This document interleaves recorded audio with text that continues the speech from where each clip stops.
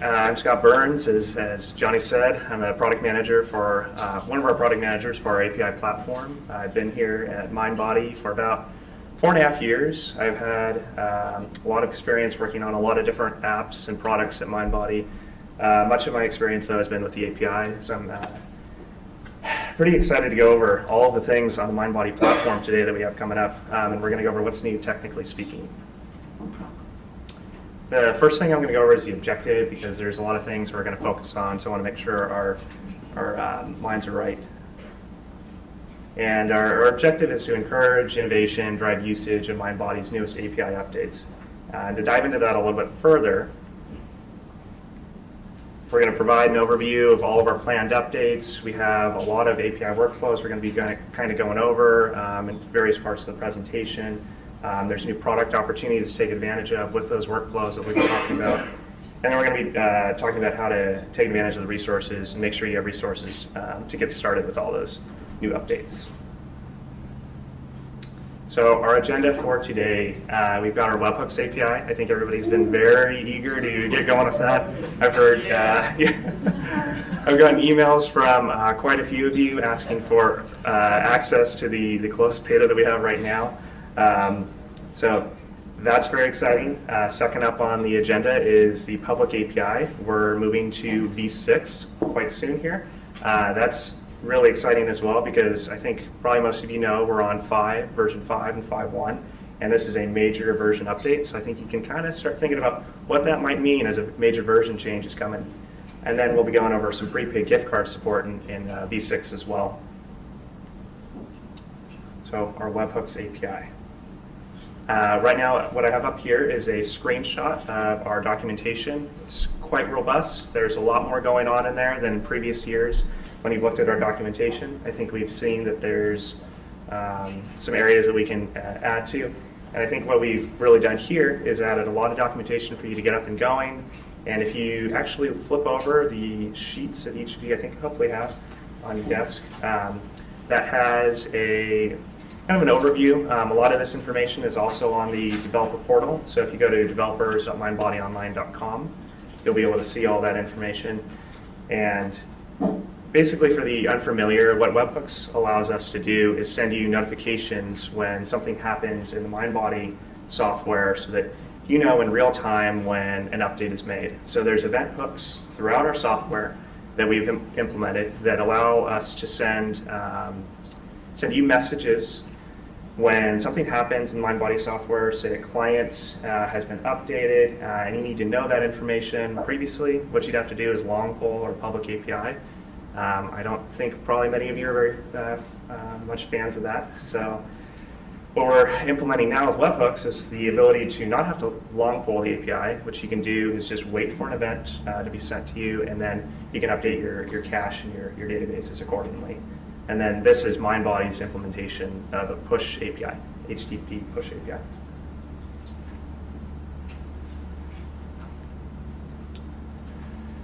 So with that said, there's a lot of event types to take advantage of. An event type, actually, I'll go over this first. So we've got 33 event types to leverage. I know that isn't 33 up here, but if you go through the handouts, there are all those event types listed out. And these are just the high-level categories. So we've got the sites, business day closure, locations, event types, and then below that there's subcategories to each of those. So as an example, if you look in your sheet, but you can also see here we have the classes, class schedule on the left here. Class schedule, there's a few different event types underneath that. Class schedule can be created, it can be updated, it can be canceled and removed. And you need to know about every single one of those, because that's important to a lot of your workflows. As you go through that, you'll kind of see there's a lot of different things that at the start of your integration you can take advantage of. Perhaps you work with a lot of client information and you need to know when a client has been created or a client has been updated. You need to know that information so you can update your cache, and you can contact your businesses, make sure, or contact your clients to make sure that they have all the relevant information about class or business updates and so forth.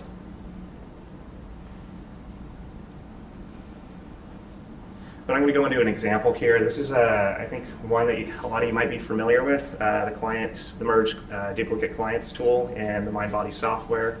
There's a case where I think it's fairly common to have somebody in the studio that you're working with create a client, or perhaps a profile has already been created for that client, and then a duplicate account is created for them.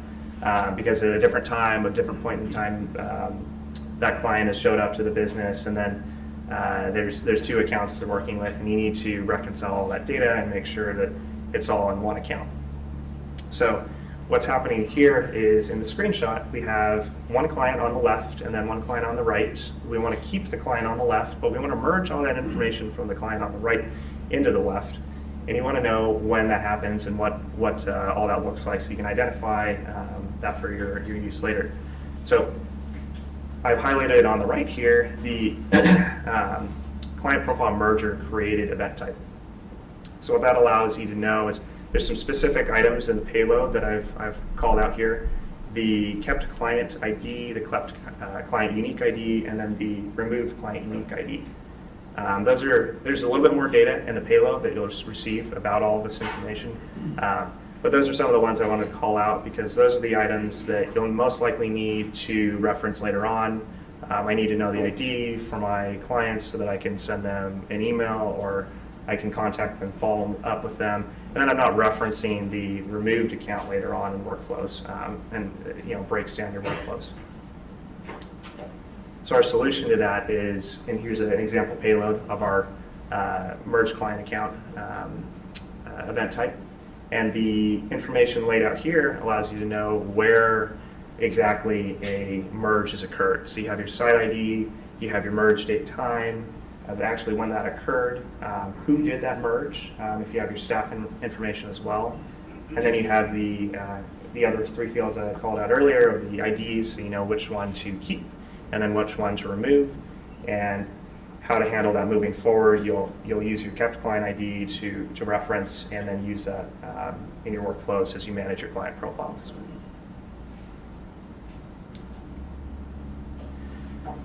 I've got another example workflow here. On the very far left, we have our consumer. I'm a consumer going to a business that uses MindBody software, and I go to make a booking, and you as a developer need to know when that booking has been created because you're managing that profile, you're managing that roster, and you're managing maybe some promotional material when a booking is created. Previously, in the third step, you had to long pull our API, our public API. You'd be pulling it, and maybe you had some information, guess something happened outside of your particular workflows, and maybe you got an update because it occurred, maybe bookings hadn't occurred yet, and you're just pulling, and then that's costly for everybody. And then you would update your caching later with the information. What we've introduced is the third step is now changed, so you're integrating with Webhooks. You'll know when a booking has been created, who's exactly been booked into the class, which particular class, and so forth. And then you can update your caching layer from that. So what we've done is we've implemented this class roster booking created, in this example, class roster booking created event type so that you know what information to update your workflows with, and your cache book. So I've got at the very top the site ID, the location ID, all that information is pretty relevant to knowing where you need to focus first, and then you can hone in on the class ID, you can hone in on the user or the client, the client information, the IDs, the name, the sessions that they have remaining, how many class roster spots are open, and so forth. And that's exciting because that's a lot of information. It's sent to you. You don't have to go out and search for it. You don't have to ask our API, hey, is there an update? No, we're going to tell you first instead.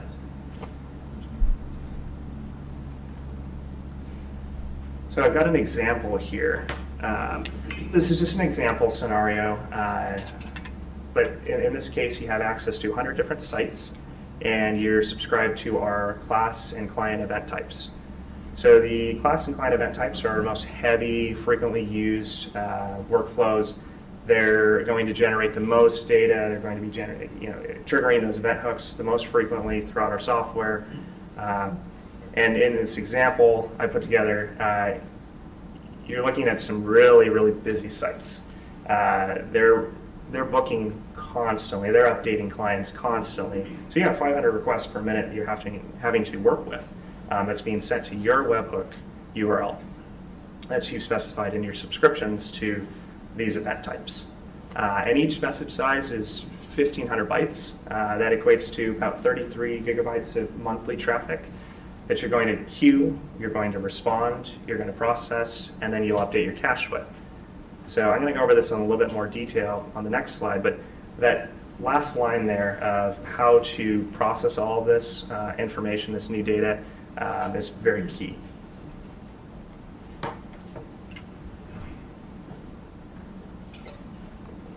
So, how to prepare, because that was a lot of information.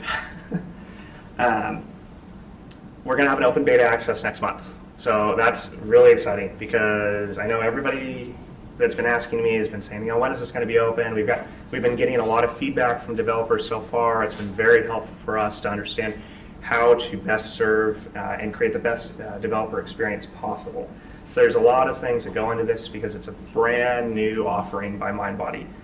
We worked with our APIs a lot, and it's all internal traffic to our systems, but now we're sending a lot of data outwards, and that makes for a pretty interesting study for us as we develop this out. So what I suggest is in the next week and a half or so before we hit Q4, and then as we start sending out information after this presentation about how you can start working with the APIs, I would suggest strongly to review your workflows that you have in place currently, and then you can discuss your integration plans with your team, and then you can understand just what subscriptions you'd like to work with. There's a lot of different event types, and there's a lot of different subscription styles you can work with. Perhaps you only need to subscribe to 3 event types, and that's perfect.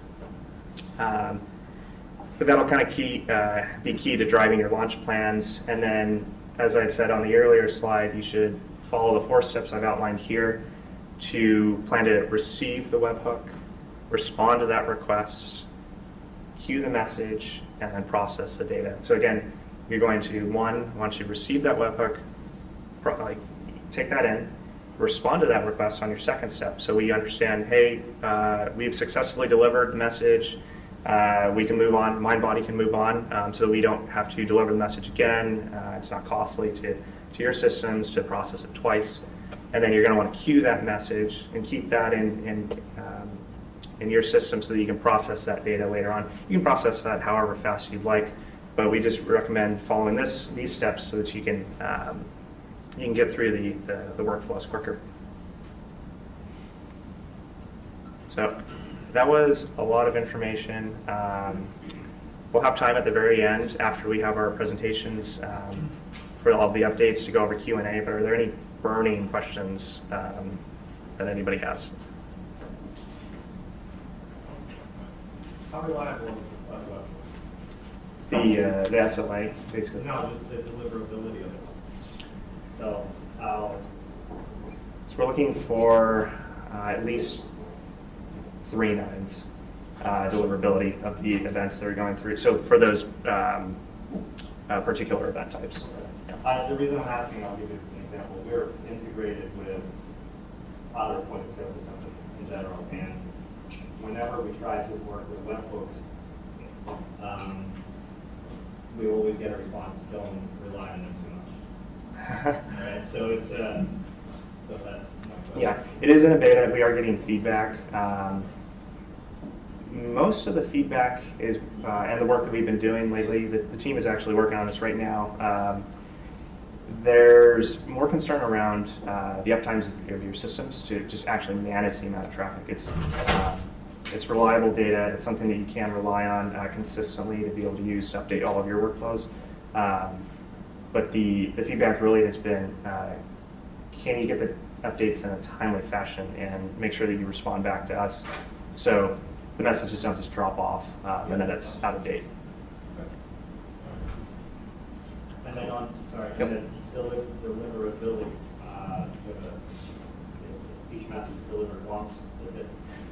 So right now we've got a deliverability of, we'll try the first time. If we don't get a 200 response back, we'll retry 15 minutes later, and then we'll repeat that process. If we can't deliver it the second time or the third time, we'll keep doing that for 3 hours. Wow. So I think that's a nice kind of compromise with both systems. Thank you. So pricing? Pricing. So that's currently included with the fees.